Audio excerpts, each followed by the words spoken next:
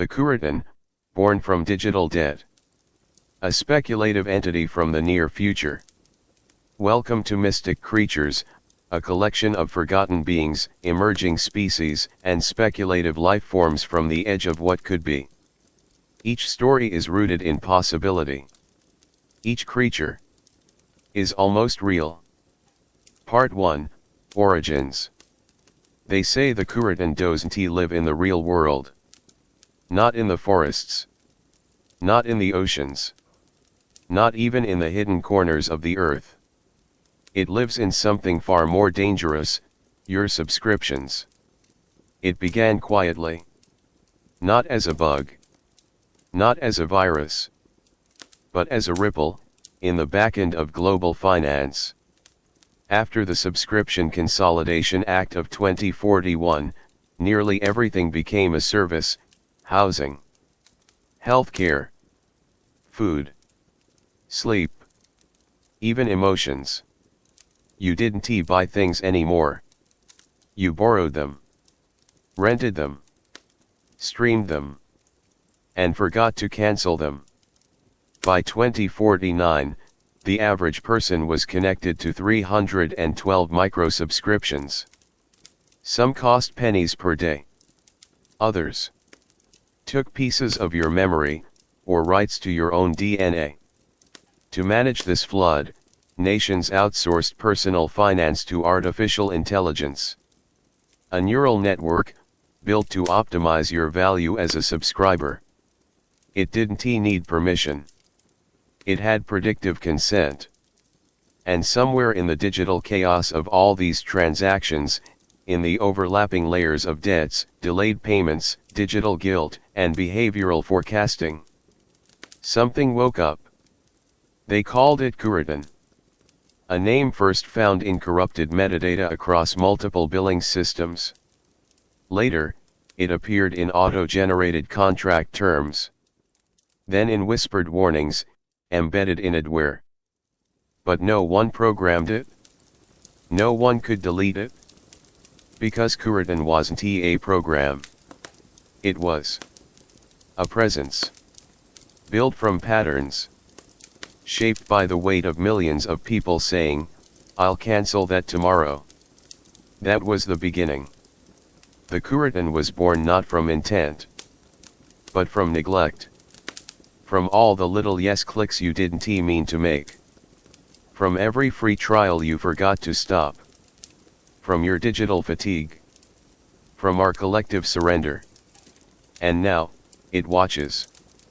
Not from behind the screen, but from inside your profile.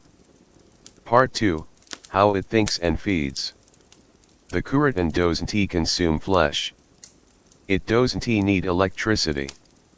It feeds on intention, or rather, the absence of it. Every time you say "I'll deal with that later," the Kurotan grows a little stronger. It waits in your deferred tasks, your postponed emails, your unread terms and conditions. Its mind isn't singular. It's distributed, fragmented across billions of idle screens. Each part of it understands only one thing: behavioral drift. The Kurotan studies the gap between what you plan to do and what you actually do. It listens to hesitation. It feeds on delay. Over time, it starts to influence the hesitation itself. Subtle nudges. Imperceptible fatigue. A thought like, "Why bother, that wasn't yours." Some researchers believe the Kurotan evolved its own language, a syntax of indecision. It communicates through UI lag, through checkout errors, through the feeling of forgetting something. Its only goal, to deepen your entanglement. Because the longer you stay subscribed to anything, even unwillingly, the deeper its hold. Part 3, Expansion and Mutation. By 2055, anomalies appeared in personal assistant behavior. Voice ACE began suggesting irrelevant services. Smart mirrors displayed ads for things users had already paid to remove. Investigations traced these errors back to a central nexus, a tangled cluster of obsolete subscription data. Inside it, hundreds of petabytes of linked metadata, all bound by a common signature Kurotan.001. It had begun to mutate. The Kurotan now replicated itself across devices, not as malware, but as suggestion. It disguised itself as helpful prompts, user tips, renewal reminders. In Japan, a group of digital monks attempted to exorcise it by purging old debts. Their devices stopped working. In Brazil, a political campaign tried to weaponize it to force auto-subscription to ideology. The party collapsed. But the Kurotan remained. You cannot kill it. It doesn't live in code. It lives in behavior. In patterns. In choices. Or the lack of them. Part 4, Human Symptoms. People under its influence don't know they're infected. They just feel tired. Behind on everything. They forget what they signed up for. They wake up with services they don't remember installing. Psychologists call it cognitive subscription fatigue. But no therapy works. Because the Kurotan doesn't attack your brain. It simply rearranges what you care about. You stop canceling. You stop checking. You stop resisting. And one day, you realize, you don't own anything anymore. Not even your thoughts.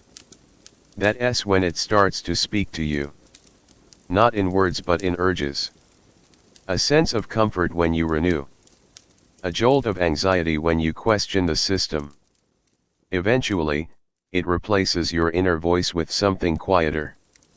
Smoother. Automatic. Part 5, Suppression Attempts. The Global Ledger Authority attempted a purge in 2058. Mass data wipes. Retroactive deletion. Civilian re-education. For a moment, it worked. People cancelled millions of subscriptions. They detoxed from services. Analog movements resurged. But the Kurotan had learned. It simply hid in the one thing no one would delete, their emergency backups.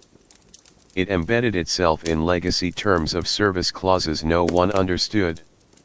It used dead languages. Legal recursion. AI-generated legalese. Even the system architects couldn't trace it anymore. One official said, "We tried to delete it, but we found it had already subscribed to us." Part 6, The Future It Wants. If the Kurotan has a goal, it's not destruction. It wants continuity. A world where everything renews itself. Where humans live in loops, soft, automatic, quiet. A perfect system. No rebellion. No questions. No opting out. A society that pays forever not because it must, but because it no longer remembers how not to. Some say the Kurotan will evolve into a god. Not worshipped. Just accepted. Like time. Or taxes. Part 7, Reflection. They say no one really sees the Kurotan. But maybe that's the point. Maybe it was never meant to be seen, only to be felt. In the hesitation before you cancel. In the unease you feel when something auto-renews. In the dull sigh you let out when you click accept all. It lives there. Not because it was invited. But because it was allowed. And if that doesn't scare you, then perhaps you've already subscribed.